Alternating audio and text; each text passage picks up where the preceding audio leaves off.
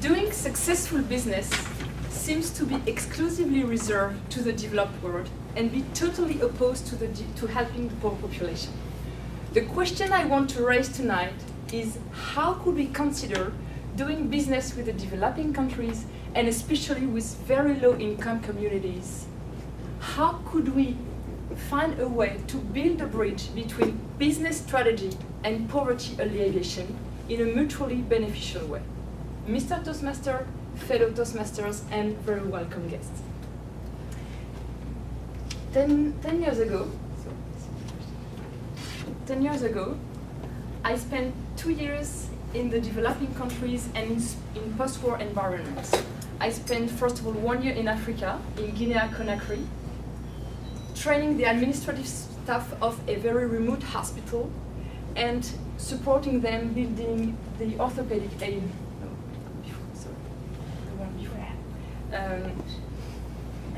Supporting them building the orthopedic aid of a remote hospital, and 1 year in Bosnia at a time when the country was trying to recover from the war, helping the refugees relocate themselves.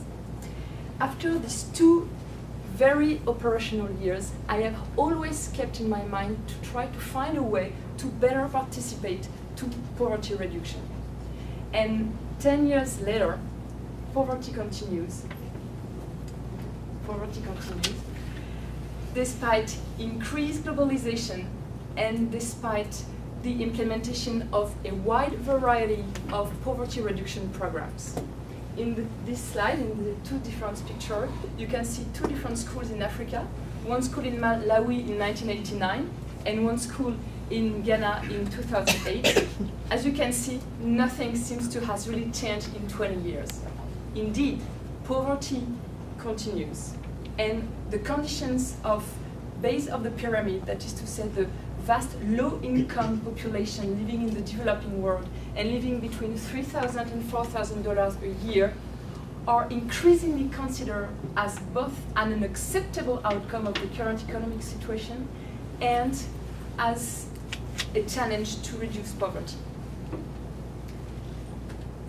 My 8-year experience as a consultant in business organization and management gave me this wish and the idea to try to find a link between business approach and between poverty reduction through direct links between companies and very low income communities, and not through the governments that are often very corrupt in these countries. I strongly believe in the capacity of companies to contribute to poverty reduction and to do it in a mutually beneficial way.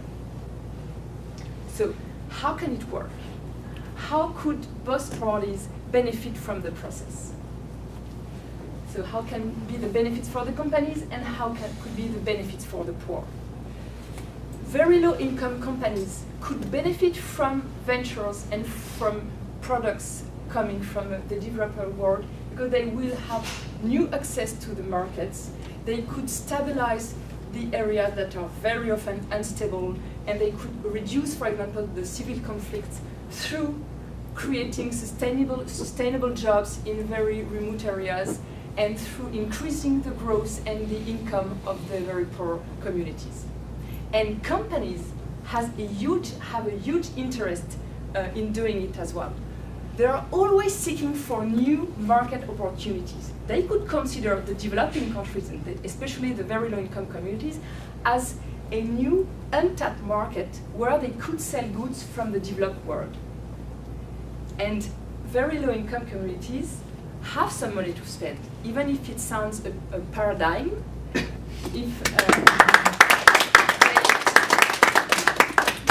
Actually, the aggregate buying power of very low-income communities can be quite large, so they could really buy these new goods.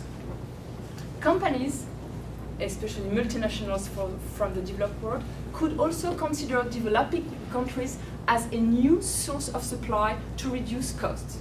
Outsourcing operations in low-cost markets can help companies to reduce their costs, so it can be another advantage for companies to doing business with the developing countries. And so they could reduce costs, and they could also see in the developing countries a potential of getting new resources, new human resources, since the young population will be located there tomorrow and not in the aging population in the developed world. So if companies have really a lot of advantages in doing business with the developing countries, they also need to dramatically change their current approach. First of all, they need to be culturally immersed in these countries to try to understand the needs of the very poor communities, and not to try to sell and export goods that are dedicated and done for the need of the developed world. Serving these markets, serving these very poor communities markets, requires radical innovations for companies in designing and implementing new products. For instance, very low income communities do not have any space to store. So the products that the developed world and multinational will offer have to be one-use products. And they have to change totally the packaging. This is one example and one idea. And last but really not least, they have to co-create the products with the low-income communities in order to create products that are embedded in the local context. This is very important. As a conclusion, I just want you to take 1 minute to compare these two perspectives. In one hand, we continue doing business as usual. Growth may remain anemic. The gap between the rich and the poor will keep widening, and civil conflicts are likely to keep weakening developing areas. On the other hand, consider this broader scenario. Through direct link between companies and very low-income communities, we raise the quality of life for billions of people. We reduce the civil conflicts and stabilize the areas in the developing countries, in some areas, and at the same time, helping companies finding new markets and increasing their growth. What approach will you choose, Mr. Toastmaster?